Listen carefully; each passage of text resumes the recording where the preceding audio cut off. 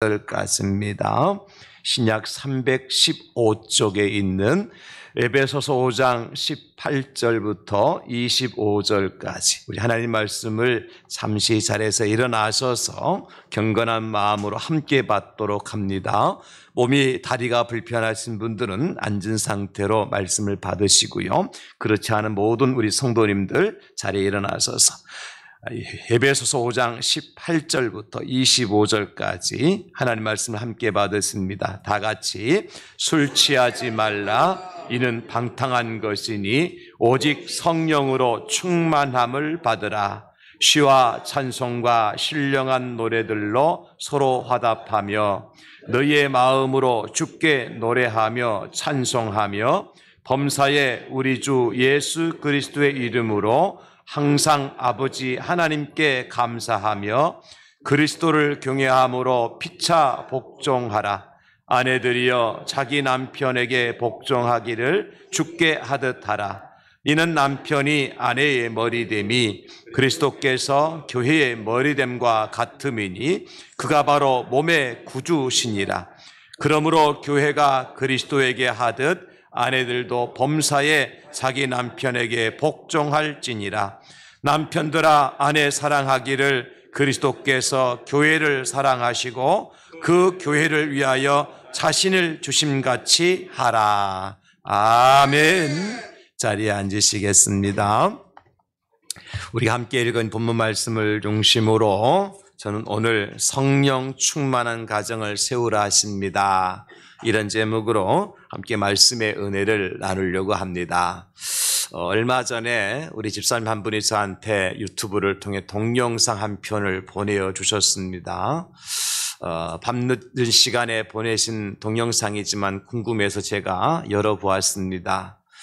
내용은 이런 것이었어요. 30대 후반에 구두 요정이라고 불리우는 아내가 하반신 마비 장애를 가진 남편에 대하여 헌신적으로 사랑하는 애틋한 그런 사랑의 이야기였습니다. 제가 그 시간에 밤 12시가 넘어서 본 것 같아요.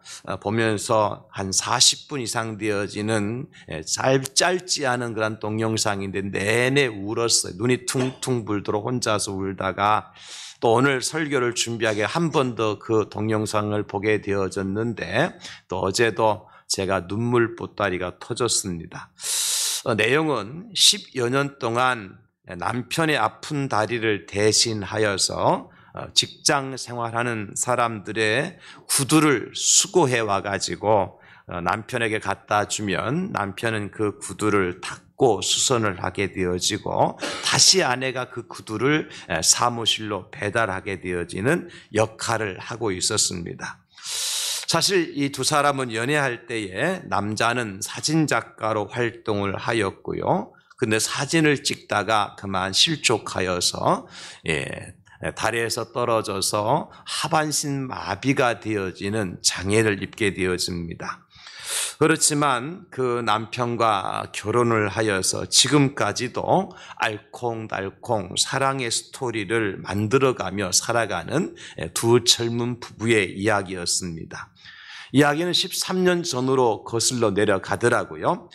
여자는 발레리나의 꿈을 가지고 아주 발레에 열심을 내 준비를 했고 결국 열심히 오디션에 참가를 해서 아주 유명한 발레단에서 이제 오디션에 합격을 했다고 전화를 받게 되어집니다. 그 전화를 받는 동시에 또 한 통의 전화를 받게 되어지는데 그 전화가 바로 자기와 결혼하기로 약속한 약혼 남자죠. 사진작가가 그만 사고를 당해서 하반신이 마비가 되었다고 하는 그러한 사고 소식을 접하게 되어져요. 아직은 결혼하기 전의 상태였고 약혼한 상태였기 때문에 남편이 자신의 다리가 하반신 마비가 된 상태에서 아내를 젊은 이 처녀를 고생시킬 수 없다는 생각에 헤어지기로 결단을 합니다. 그래서 막무가내로 아내 될 사람에게 화를 내면서까지 떠나보내려고 여러 가지를 시도를 하게 되어집니다. 그러나 아내는 발레를 포기하고 하반신 마비된 남편을 흔들림 없이 끝까지 그 남편 곁을 지키게 되어져요. 그래서 3년의 세월이 지나고 난 다음에 두 사람 사이에서 아이가 생기게 되어집니다. 그리고 난 다음에 이 남편 된 사람이 급하게 결혼식을 올리고 이제 정신을 차리게 되는 거예요. 그래도 내가 이 가정의 가장인데 뭔가 가장의 역할을 해야 되지 않겠나. 그래서 배우기 시작한 것이 바로 구두 수송을 하는 일을 배우게 된 겁니다. 그때부터 10년 동안 두 부부가, 아내는 사무실마다 다니면서 구두를 수거해 오고, 고장난 구두, 망가진 구두, 닦아야 될 구두를 수거해 오고, 남편은 구두방에서 그것을 구두를 고치고 깨끗하게 닦게 되어지면 아내가 다시 그것을 이제 배달하는 그런 역할을 했던 것입니다. 그리고 드디어 결혼하고 10주년을 맞이해서 아내가 아주 중요한 결단을 내려요. 뭐냐면 남편과 함께 국토를 종주해야 되겠다. 장애를 가진 남편이지만 휠체어를 타고서라도 한 번도 여행해 보지 못한 곳을 남편과 함께 여행하기로 결심하고 만반의 준비를 다 합니다. 남편을 위한 예쁜 운동화도 준비하고요. 그런데 그 사실을 남편에게 알렸을 때 남편이 화를 냅니다.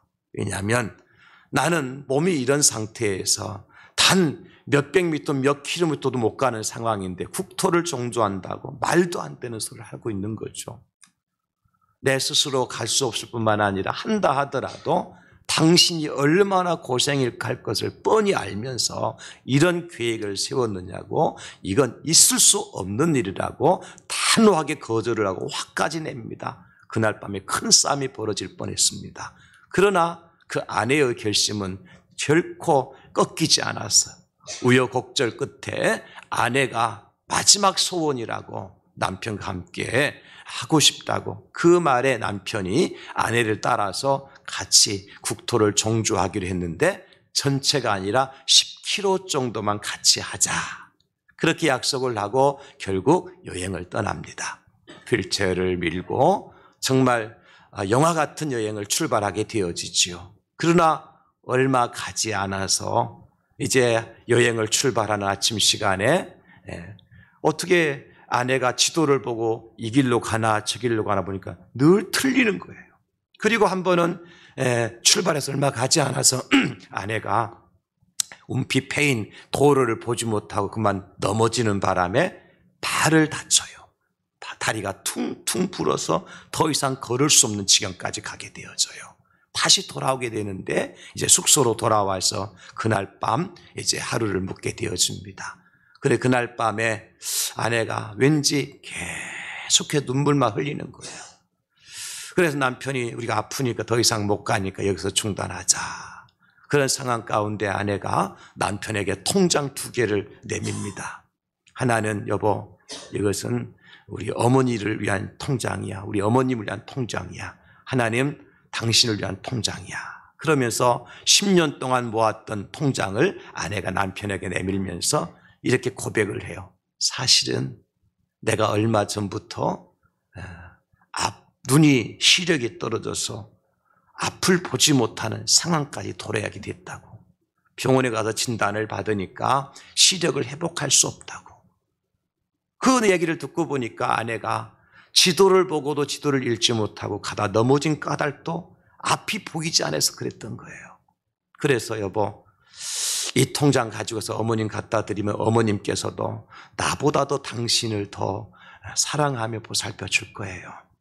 내가 당신 다리가 불편한데 앞을 보지 못하는 내가 당신에게 짐이 될 수 없어서 사실은 이번 여행 계획이 마지막 당신과의 여행을 하고 이제 이혼을 하고 이별을 하려고 여행 계획을 마지막 여행 계획으로 세웠다는 겁니다. 다리를 쓰지 못하는 남편에게 다리가 되었지만 이제는 다리 역할도 하지 못하는 아내가 이혼을 결심하게 된 거죠. 그날 밤에 아주 혼돈 속에 남편이 하룻밤을 지내게 됩니다. 그리고 그 이튿날에 이렇게 이야기가 결론되어지는데요. 남편이 아내의 손을 잡고 여보, 내가 지난날 어렵고 힘들 때 당신 내 발이 되어서 여기까지 달려왔지 않소? 이제는 내가 당신의 눈이 되어서 당신과 함께 하고 싶습니다. 그러면서 남편이 간곡하게 아내를 설득하여서 두 부부가 다시 새로운 출발을 하게 된다고 하는 그러한 내용이었습니다. 제목은 찐사랑이었습니다. 제가 참 이 영상을 보면서, 물론 이 영상은 두 부부가 기도하는 장면도 없었고요, 예배드리는 장면도 없었어요. 그분들이 예수님을 믿는지 절에 나가는지조차도 그 방송에서는 나타나지 않았어요. 믿음에 관계된 것은 아무것도 없었어요. 그러나 이 젊은 부부가 부부로 만나서 서로에게 힘이 되고 서로에게 도움이 되고 서로를 아껴줄 수 있는 부부의 진정한 사랑, 이것을 보면서 제가 참 많이 감동을 받고 이제 그런 시간을 가졌습니다. 사랑하는 성도님들, 오늘은 성령 강림 주일이면서 동시에 부부 주일이기도 해요. 5월 21일 내일 모레가 부부의 날이거든요. 우리 국가에서 기념한 기념의 날입니다. 왜 5월 21일인가 하니까 5월달은 가정의 달이잖아요. 21이라고 하는 것은 두 사람이 한 몸이다. 그래서 5월 21일을 부부의 날로 정한 거예요. 사실은 20여 년 전부터 저 경남의 창원에서 목회하시는 우리 권재도 목사님 부부가 20여 년 전부터 이 부부의 날이 있었으면 좋겠다, 그런 간절한 마음을 가지고 당신 가정에서부터 부부의 날을 지켰고 당신 교회의 부부의 날을 선포해서 5월 21일을 부부의 날로 지켰던 거예요. 그것을 2001년도에 국회에 입법 청원을 하게 되어지고 드디어 6년 지난 2007년도에 국가기념물로 제정이 된 겁니다. 그래서 5월 21일은 부부의 날인 것입니다. 그래서 저는 오늘 본문을 말씀을 중심으로 해서 오늘 성령 강림 주일이기도 하고 부부의 날이기도 하기 때문에 어떻게 하면 이 두 가지를 합하여서 하나의 메시지로 전할 수 있을까 고민하다가 성령 충만한 가정을 세우라 하십니다. 이런 제목으로 함께 말씀의 은혜를 나누려고 하는 것입니다. 이런 가정의 핵심은 부부잖아요.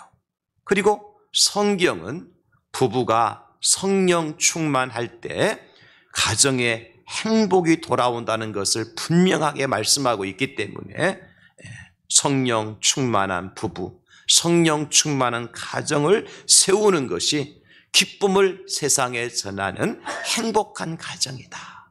그런 생각에서 오늘 이 말씀의 제목을 정한 겁니다. 사랑하는 성도 여러분, 오늘 사도 바울이 에베소교회 성도들에게, 특별히 가정을 이루고 사는 부부들에게 전하는 메시지의 전개 방식을 한번 보시기 바랍니다. 오늘 본문의 18절에 이렇게 말씀하죠. 오직 성령으로 충만함을 받으라. 그리고 21절에는 그리스도를 경외함으로 피차 복종하라.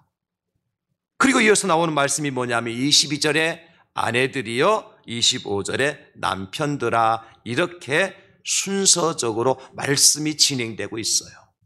무슨 얘기입니까?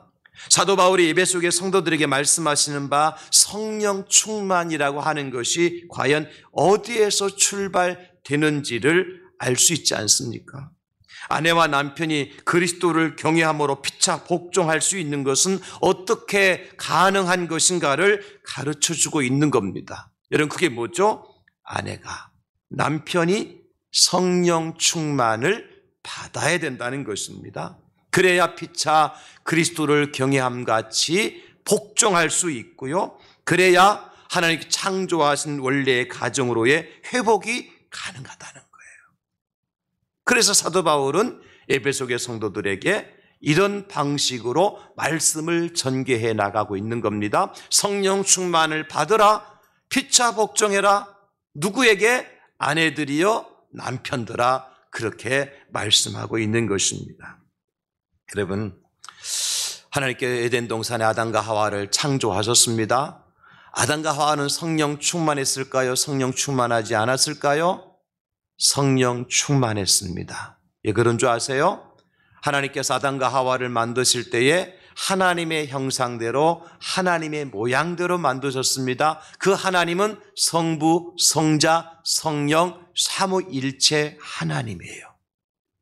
우리의 형상대로 우리의 모양대로 사람을 만들자 그러시면서 하나님께서 아담과 하와를 창조하셨단 말이에요. 그러니까 아담과 하와는 성부, 성자, 성령, 삼위일체 하나님으로 충만했던 사람들이에요. 그런데 그 하와가 성령 충만을 지키지 못하고 자기 욕심이 충만함으로 마귀의 유혹에 빠져서 교만이 충만함으로 결국 죄를 짓고 말죠. 그래서 결국 에덴 동산에서 추방되어지는 아픔을 겪고 맙니다. 그리고 남자는 어떻게 되죠? 땀을 흘리며 수고를 하여야 땅의 소산을 먹게 되고, 여자는 임신하는 고통과 수고를 통해서 자식을 낳아야만 하는, 어떻게 보면 하나님의 심판을 받게 되는 거예요. 이것이 에덴 동산의 불행입니다.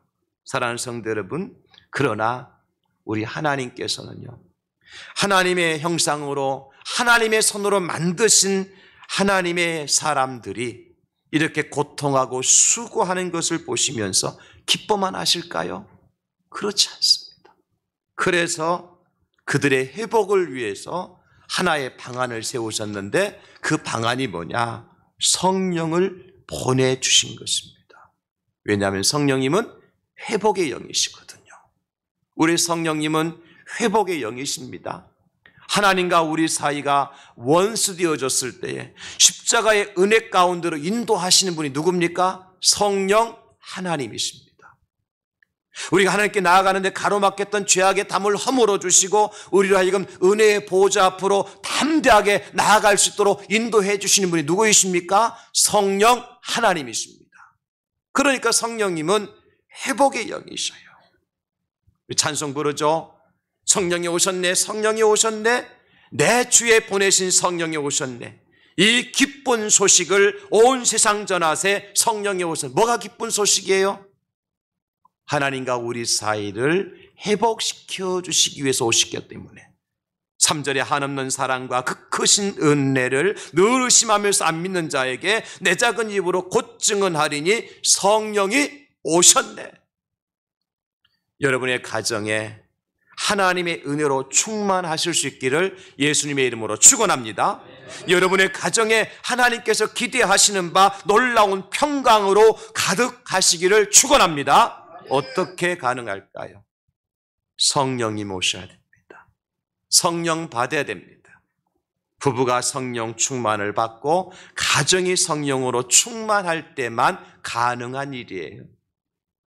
그럼 도대체 성령 충만한 부부는 어떤 부부인가? 무엇을 통해서 성령 충만한 부부인지 아닌지를 구별할 수 있는가? 오늘 본문에 두 가지를 말씀하셔요. 첫째는 아내가 자기 남편에게 복종하는 가정입니다.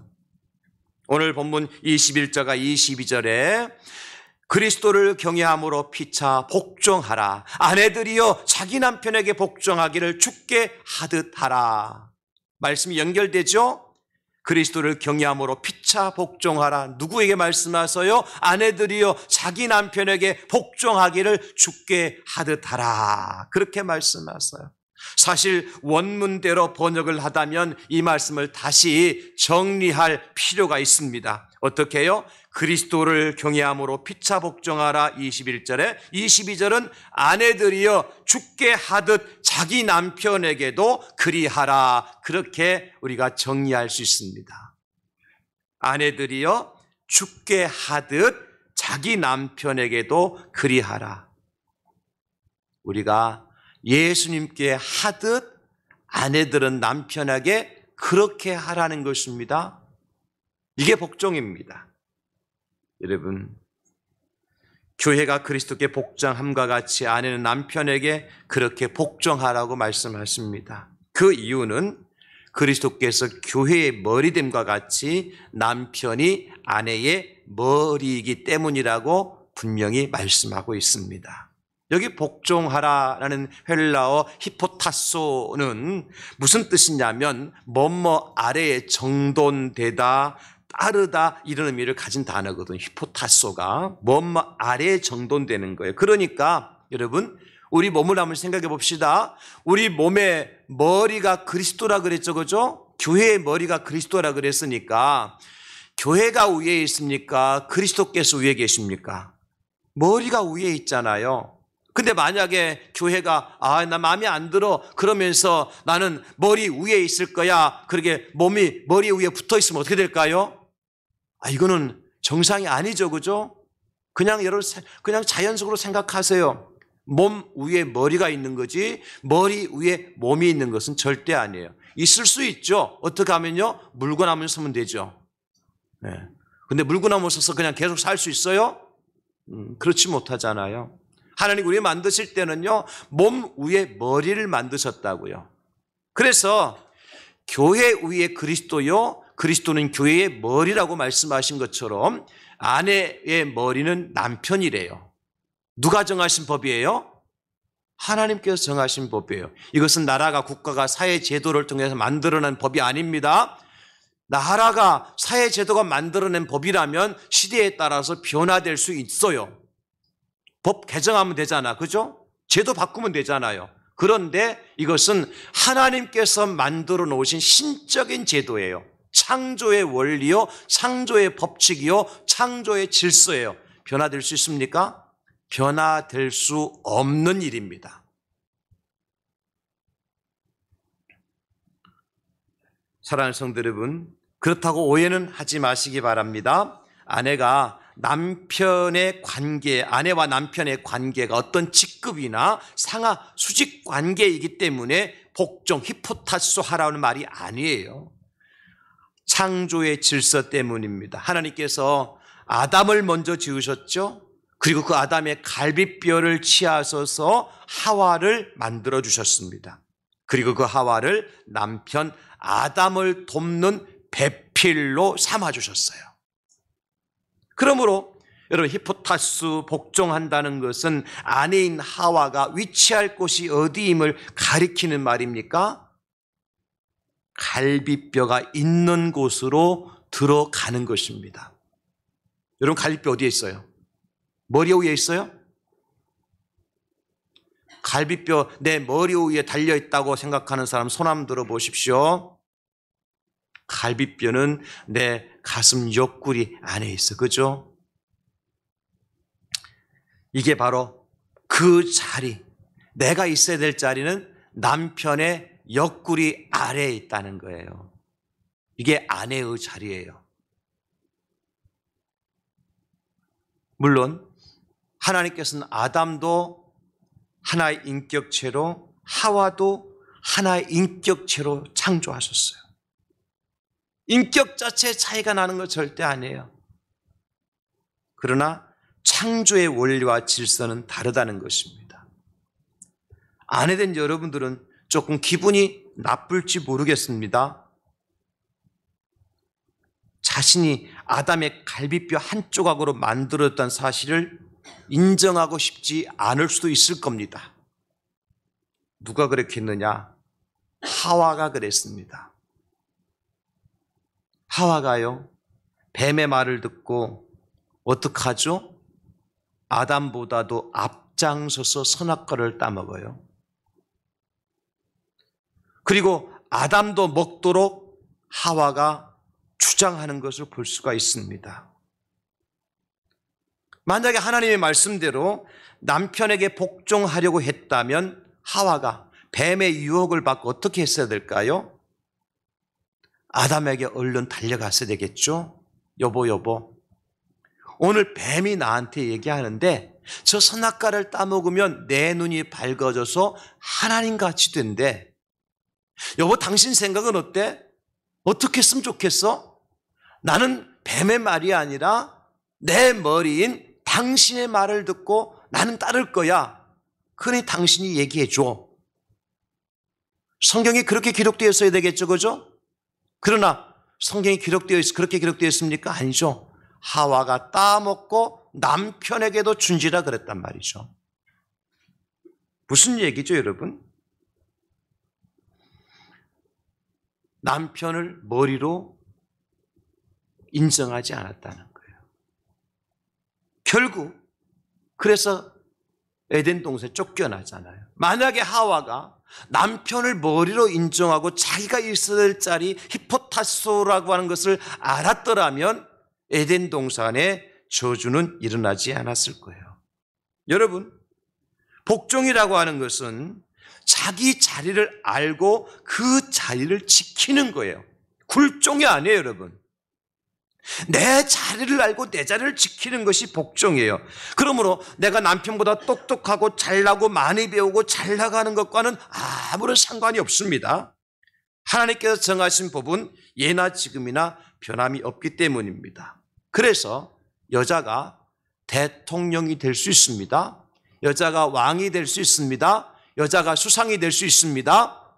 그러나 내가 대통령이라고, 내가 왕이라고, 수상이라고 자기 남편을 자기 밑에 둘 수는 없는 거죠. 여자가 왕이라면 남편은 누구예요? 왕의 머리예요. 여자가 임금이라면 남편은 뭐예요? 임금의 머리예요.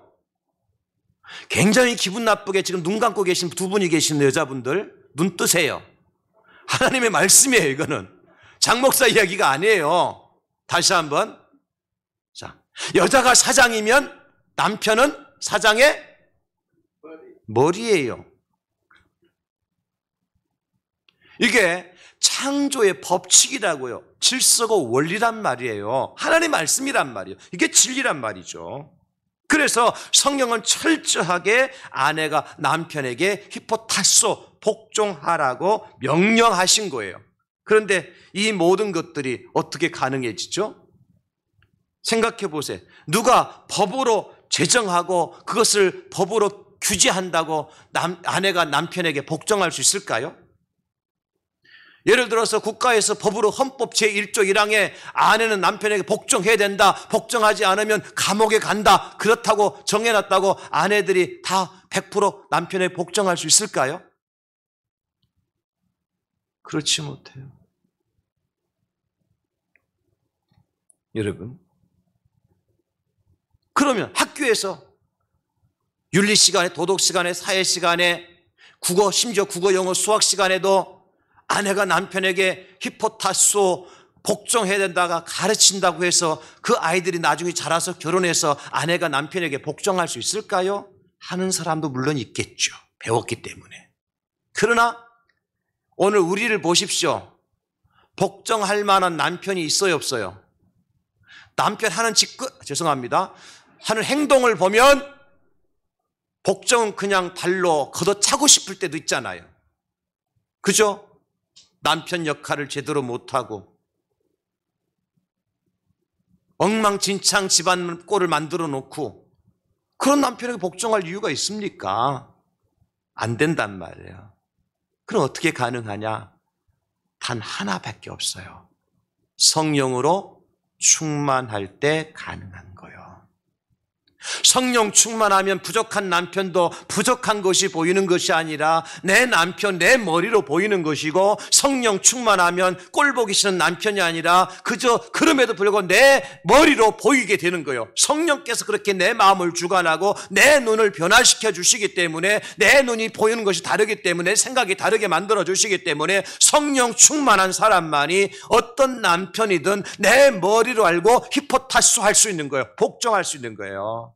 그래서 오늘 사도 바울은 먼저 성령 충만을 말씀하고 있는 것이고, 피차 복종하라고 말씀하고 있는 것이고, 아내들이여 내 남편에게 복종하라, 그리스도께 하듯 하라, 그렇게 말씀을 해주고 있는 것입니다.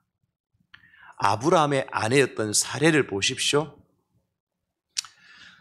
아브라함과 사레가 결혼을 했지만은 아들을 낳지 못했어요. 그래서 사레가 자기 몸종 하갈을 아브라함에게 들여보냈지요. 하갈이 아들을 낳았어요. 아들 낳고 나니까 마음이 변한 하갈이요, 주인인 사레를 함부로 하는 거, 멸시하는 거예요. 이건 있을 수 없는 일이죠. 자기가 아들을 낳았더라도 여전히 여주인인데, 그러니까 사레가 어때? 마음이 상해요. 우리 같았으면 어떻게 했을까요? 내 몸종인데 당장 내쫓을 수 있죠. 내칠 수 있죠. 내 마음대로 할 수 있어. 내 몸종이 아브라함 몸종이 아니에요. 그러나 사례가 어쩌는도 합니까? 아브라함에게 찾아 들어가요. 여보, 글쎄 하갈이 변했어. 당신하고 아들을 놓고만 나를 멸시하고 나를 무시하네. 어쩌면 좋겠어요? 당신 하라는 대로 할게요. 이게 사라의 모습이었어요.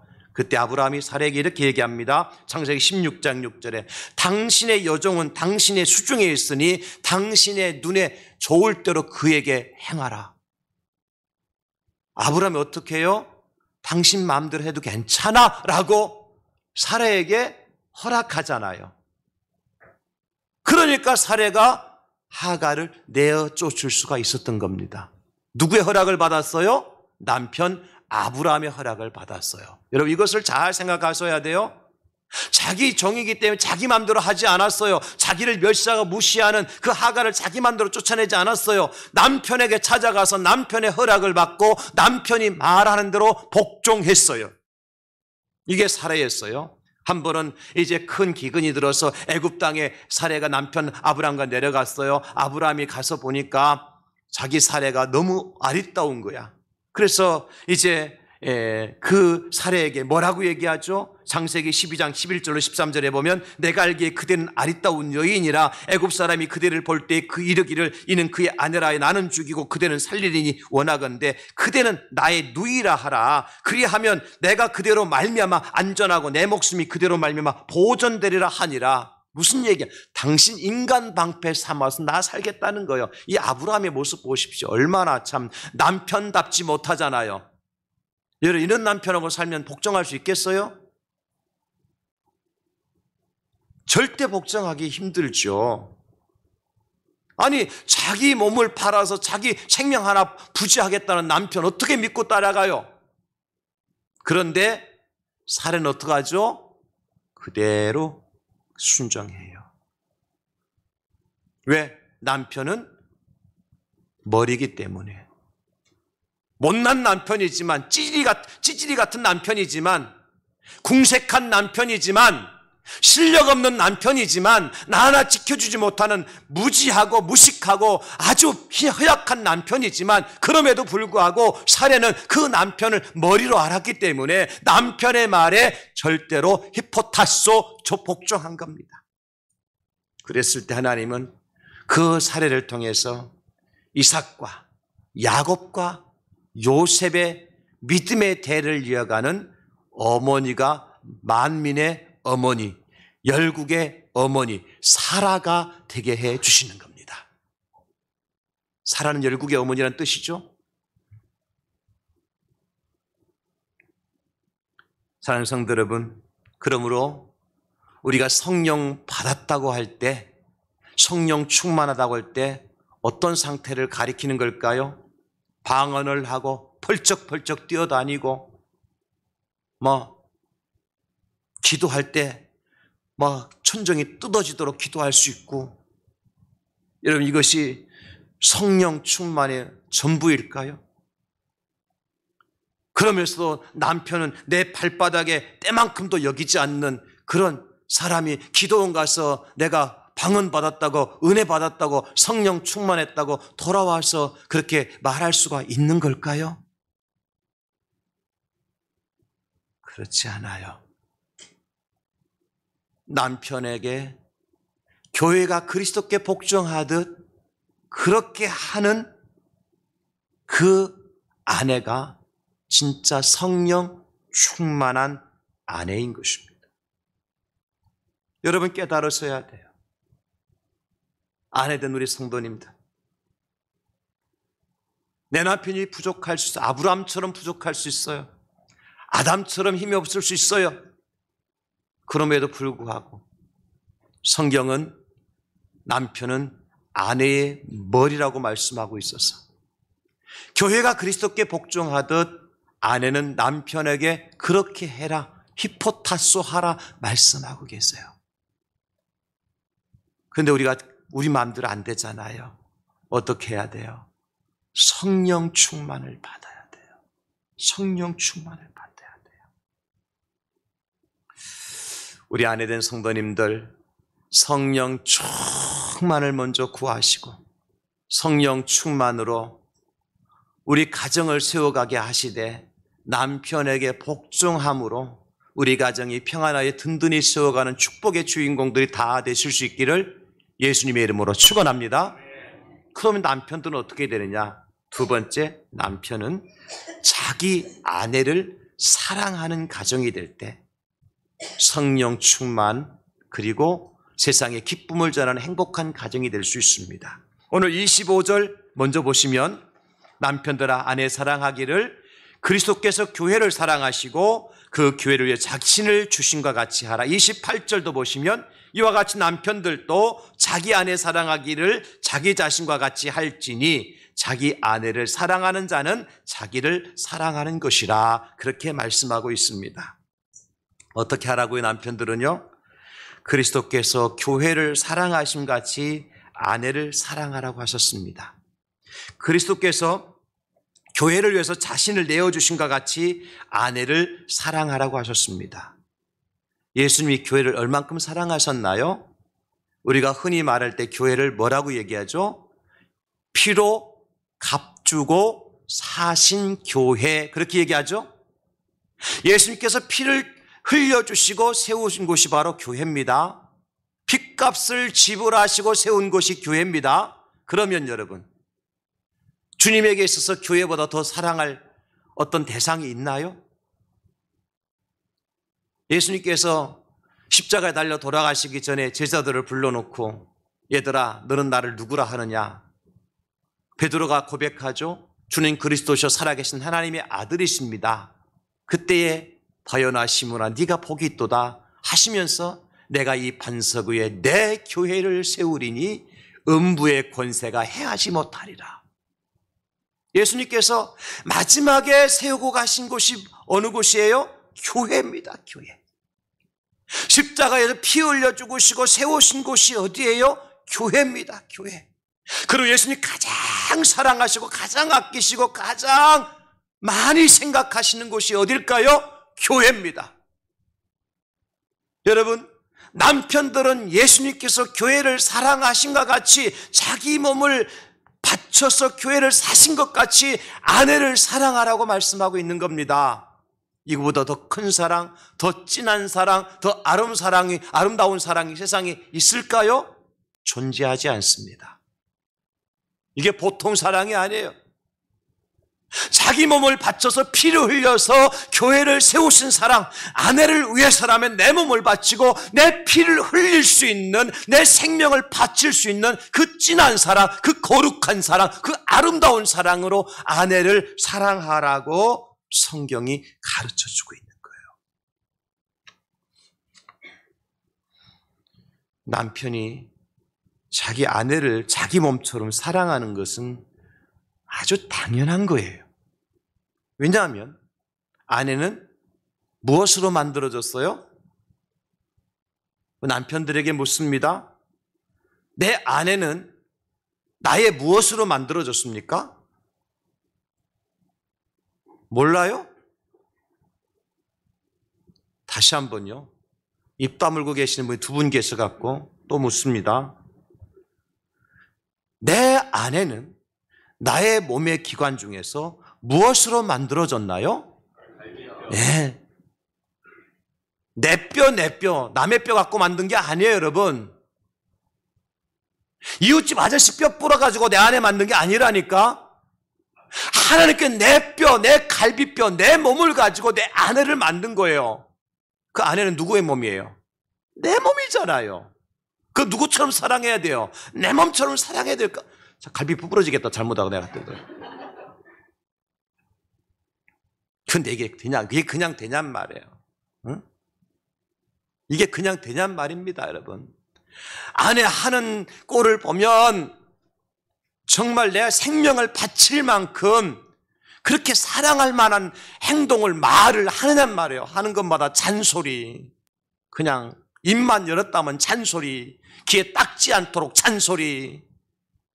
차라리 없는 게, 안 보이는 게, 안 들리는 게 낫겠다 싶을 정도로. 그래도 하나님 어떡하래요? 자기 몸처럼 사랑하래요. 어떻게 가능해요, 그러면? 역시 성령 충만할 때 가능한 거예요. 저한테 제 카톡으로 서울의 노트 목사님이 아주 재밌는 글을 보내주셨어요. 제가 그대로 읽어드릴게요.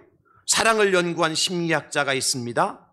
사람이 내 속에 있는 사랑의 기간은 18개월이라는 연구 결과를 내놓았습니다. 남자와 여자가 만나서 대략 18개월 정도 제정신이 아닌 채 사랑한다는 것입니다. 그 원인은 내 속에 미치고 환장하는 사랑의 충동이 일어나는 뇌파 물질이 발생한답니다. 그래서 대략 18개월 정도는 의지적 사랑이 아니라 본능적으로 사랑하게 되는 기간이라는 의미입니다. 그러나 18개월이 지나면 사랑의 분비 액체가 마르고 제정신으로 돌아온답니다. 이때부터 상대에 마땅치 않은 부분이 보이기 시작합니다. 눈엔 난 다락지도 진주알로 보이던 게 이제는 더럽고 추하게 보이기 시작합니다. 그래서 사랑이 식어지고 싸늘한 찬바람이 불기 시작합니다. 저런 인간하고 내가 살아야 하는가? 저 인간이 내 인생을 망쳤다고 싸가지 없는 생각이 들기 시작합니다. 어때요?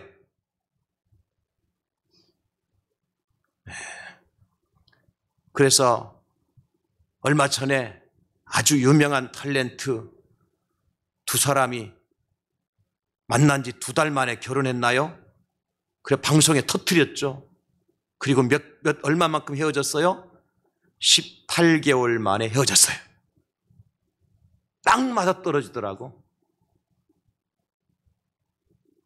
그런데 성경은 뭐라고 말씀하고 있죠?